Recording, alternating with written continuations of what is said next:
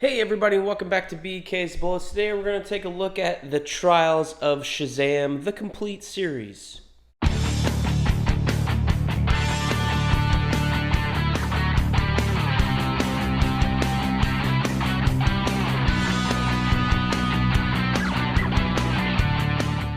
Hey everybody, and welcome back to BK's Bullets. As always, I'm your host, Brent, and today we're going to look at one of my favorite underrated series. This is The Trials of Shazam, the complete series, written by Judd Winnick, art by Howard Porter and Mauro Cassioli. So this was coming out, 15 years ago or so. I was in college. This is DC Comics post Infinite Crisis, pre New 52, that whole era. And DC had decided, finally, to do something with Captain Marvel. So they gave it to Judd Winnick, who had previously written Captain Marvel and some issues of Superman. They had a little miniseries with Joshua Middleton, I believe, also going on, like the Tales of Thunder, something like that. So they got Howard Porter, who had just, I think, finished his Flash run, to come on and do the artwork. So I remember reading on Newsarama, back when Newsarama was a real news site, and not under the current ownership or the one before that even.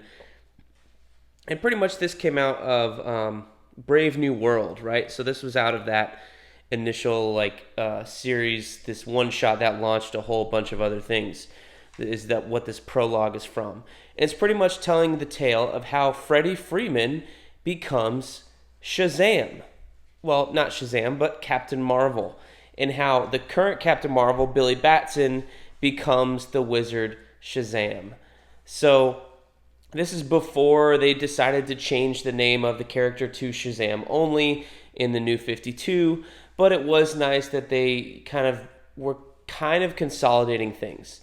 So this Howard Porter art is a little different from the stuff he had been doing before. He had moved to a completely digital thing. He was doing the art and the colors himself, entirely digital, and it has this kind of weird painted look. It's still Howard Porter. He still has his style, but it's very, very different from what you've seen before. Now remember, this was like early digital painting comics era. Like, not many people were doing all things digitally at this point. A lot of people were still doing pen and ink on paper. But I really like the look of this series, this Howard Porter right here. Some people will not like it. Like, it's not as rendered as the stuff he was doing in The Flash or later did in Justice League 3000 or, did earlier on JLA, because he's doing the colors himself. It's all kind of there in the coloring. So there's not a lot of like shadows and angular stuff that Howard Porter is doing now. So it's basically Freddie Freeman going through these trials and basically challenging a god to reclaim the powers of Shazam, because we all know that Shazam stands for Shazam, all stands for like one god in one of the pantheons. The power of Zeus, the strength of Hercules, the speed of Achilles, that sort of stuff. And I'm sure I got some of those wrong. But he goes on with this guy, and they kind of go up against the guy, and he gets kind of one power at a time. Then at the same time, there's other forces at work figuring out that, hey, these powers are actually up for grabs. We can go get some ourselves. So you have two competing factions going up against each other and trying to get these powers. He's Solomon here. So all of the gods are kind of disguised as somebody else in the world. So it's Freddie Freeman and his buddy going and finding them and trying to like uncover them and gain them. So this is the other character that's gaining powers. So they kind of have to come to a head. Here's Achilles over here. So it's kind of similar to, like, I guess, American Gods. I mean, you've seen this story before. Thor was coming out at the time with JMS, kind of doing a similar thing here where the gods are disguised as humans. Although in that book, they they're not one and the same. They awaken and they're no longer in their human form. These guys know they're gods, and they kind of just rub their face in it.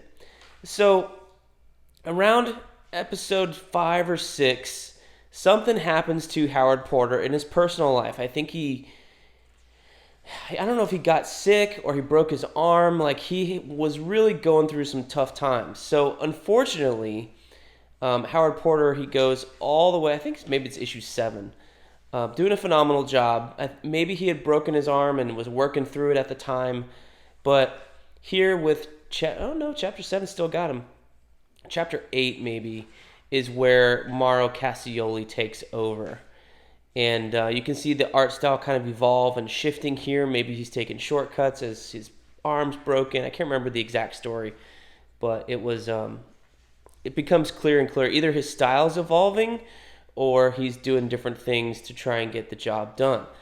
But I really like this storyline as it goes. So here we go. Here's where Mauro Cassioli takes over, chapter 9. The Gods Must Be Crazy. So this is the final cover that Howard Porter did for the series, and then you got Mauro Cassioli taking over. Cassioli finishes out the series in a phenomenal fashion. The style is a little bit different from Howard Porter's. It's a little bit more realistic, but it does have that same digitally painted feel that Howard Porter was doing at the time. I don't know if he was painting it himself, Cassioli. I don't know much about him, but I do know that Howard Porter, was really bummed out he wasn't able to do it. So yeah, here's our antagonist here getting some more powers, and her and Freddie Freeman are going to go and do battle here in the final issues. Mauro Cassioli later went on to do the Cry for Justice thing with James Robinson, which was not very well reviewed or received, and kind of goes from there. All this kind of spins out of, I think it's Day of Judgment, the Infinite Crisis thing, where the wizard dies and stuff like that. So that's why you have to have Billy Batson become the new wizard, and why Freddie Freeman's now the new Shazam. So this is a really, really wonderful title. I really like this story. Unfortunately, it just didn't gain any ground. People didn't like the idea of Freddie Freeman being Captain Marvel or Shazam, whatever he's calling himself now.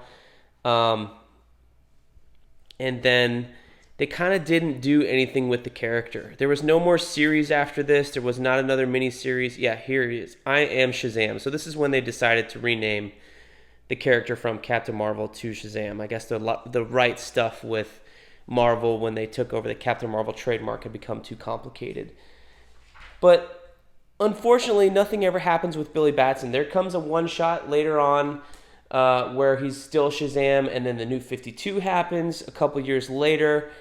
And then you have this whole thing kind of wiped away and forgotten about.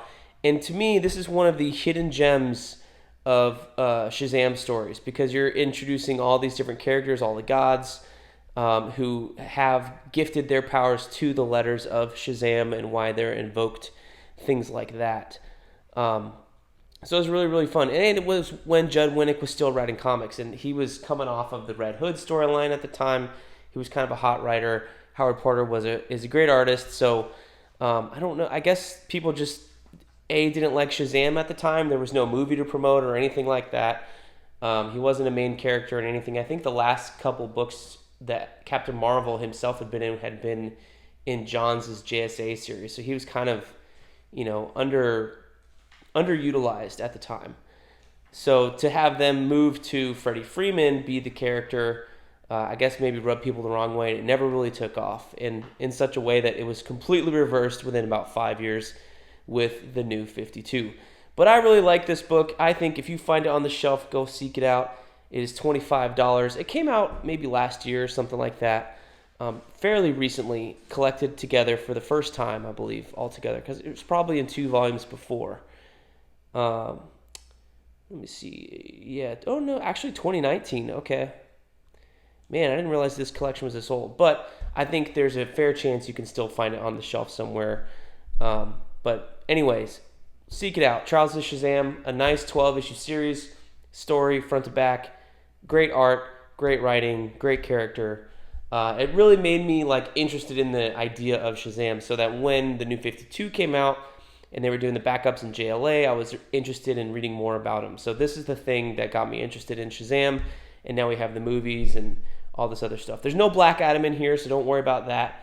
It's all kind of self-explanatory in the book, which is another great thing about it. So, Trials of Shazam, underrated gem. Go seek it out. Let me know what you think down below in the comments, and we'll see you guys next time in the Funny Pages.